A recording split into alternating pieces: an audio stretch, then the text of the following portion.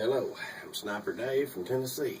I want to show you a little bit more today about a rifle that you've probably seen before in my other videos, but I wanted to touch base about it again because it is one of my favorite rifles to shoot and certainly my favorite rifle to hunt with.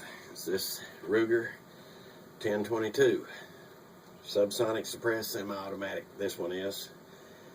And the Ruger 1022 is one of the most customized, probably next to the AR-15. The 1022 is the most customized rifle in America, I would say, easily. Many parts available.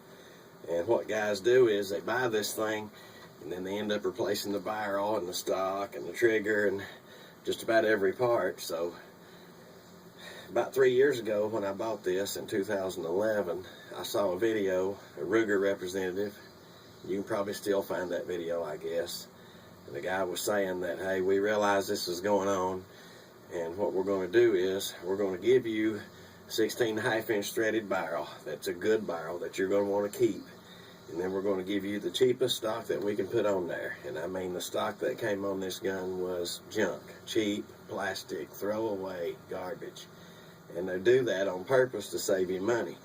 Instead of paying retail to buy this thing and replacing every part on it, you know, we're going to make it cheaper by giving you a trashy stock that you can toss, and then we'll give you a good barrel that you can use. So that's what I did when I built this gun. This was the tactical model, which I believe had just come out about that time, 2011.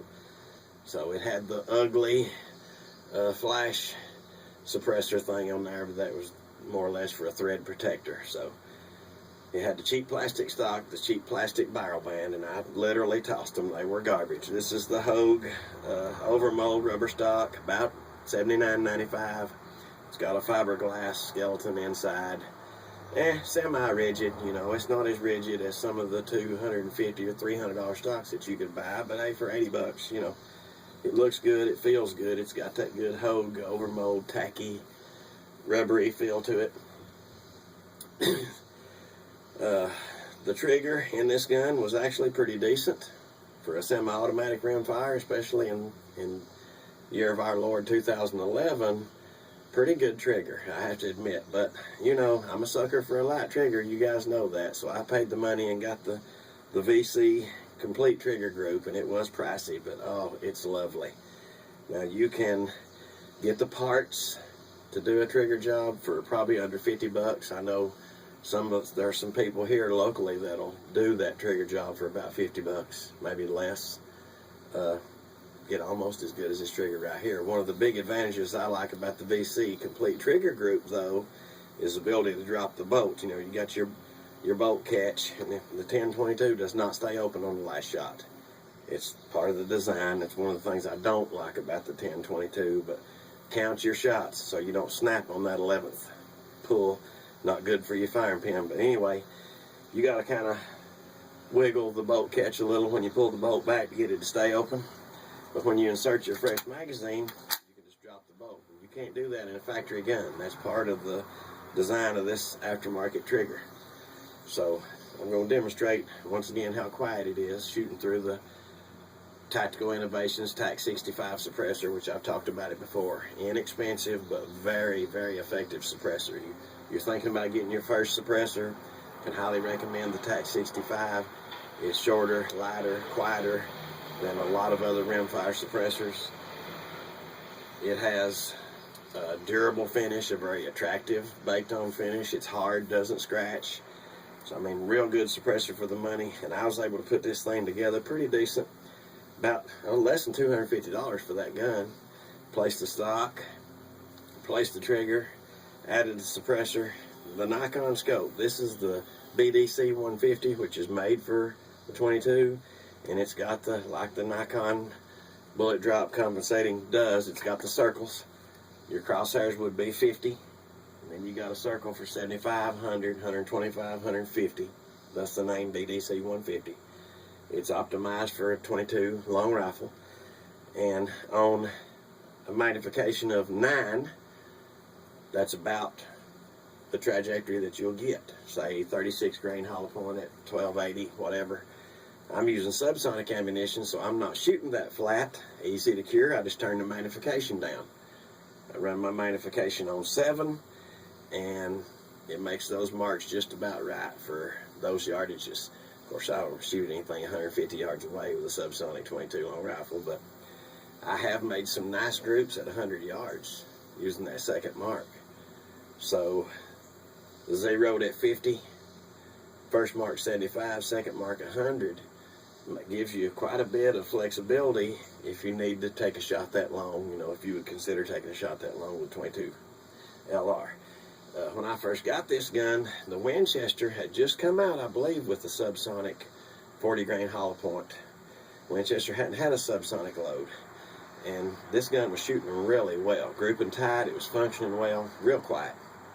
But as the gun got broke in, it's odd, it got to where it wouldn't function as good. Almost seemed that the Winchester load didn't have enough pressure to make the bolt cycle reliably. I don't really understand how that happened. You would think the gun breaking in, it would cycle a little better. But anyway, I had to switch to the CCI subsonics, got a little bit more pressure. And then, you play around with them, you'll see different manufacturers of subsonic 22 long rifle, 40 grain hollow point subsonic. Every brand's going to have a different velocity, a different pressure curve. You play with it a little, you'll find the one that's right for your gun, give you the accuracy and the reliability and the sound that you want. I'm really enjoying these CCI subsonic hollow points right now. Fortunately, I had bought up quite a bit of stock before 22 long rifle became so scarce. I haven't seen any for sale in quite a while. Good thing I laid them in when I did. But this is my squirrel rifle. I love to squirrel hunt, and this thing is a ball to squirrel hunt with. It's really, really quiet. It's accurate enough. You're not going to win any bench rest matches with it, but 5-shot groups, in my 30-yard range here, I stay under 3/4 of an inch for 5-shot groups, and that's accurate enough to squirrel hunt with.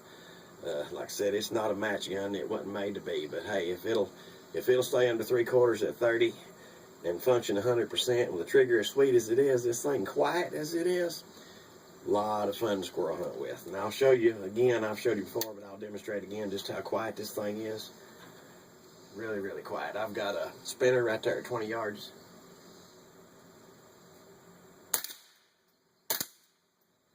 I've got a steel prairie dog out there at 30 yards.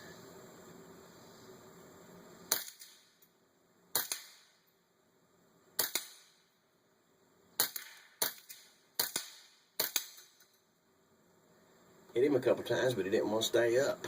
Now I've got that gong out there at 60 yards. And there's that 11th shot click. That's what I'm talking about. You got to be careful. Count your shots. You'll snap on the empty chamber every time. Not good for your firing pin. I wish that the 1022 was like other semi-22s, stayed open on the last shot, but unfortunately they don't. But anyway, a lot of gun for the money. I built this thing pretty reasonable.